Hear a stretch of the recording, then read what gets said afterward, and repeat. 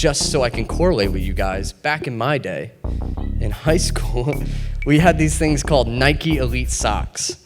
They were the ugliest things, but they were Nike socks. We also had, and if you had those, you were cool. We also had athletic bands that really did nothing. It did absolutely nothing, but you played better with sports with them. Or silly bands. Does anybody remember silly bands?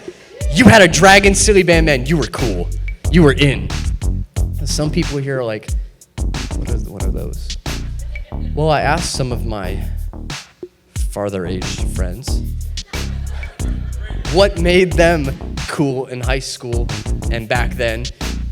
And they said, man, if you had a Yankee custom fit, I was in New York, if you had a Yankee custom fitted hat, you were in. No snapbacks. If you had a beeper with a colored case, or what about those Nextel phones, the like walkie-talkie phones, you were in, because you can make weird messages. I don't know, I just heard from them.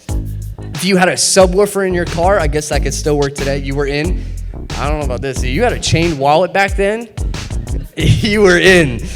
If you had a MySpace with a top 8, top 16, you were in. J's, they will always last. If you had Jordans, you were in. If you had a Discman, man, you were in. If you had an Adidas jacket, you were in the in crowd. You guys had class. Jeff. Back then, you had class. But then, if you look at what Paul is saying, they're all talking about bloodline as if it's their beeper. Like if you were Jewish, you were in. Who's better than who? And they're just stuck on this, on saying genealogy is what gets you saved. But that's not it. Their mindset is, I'm God's chosen. I'm a Jew, thinking their blood would save them, but it's Jesus' blood that saves.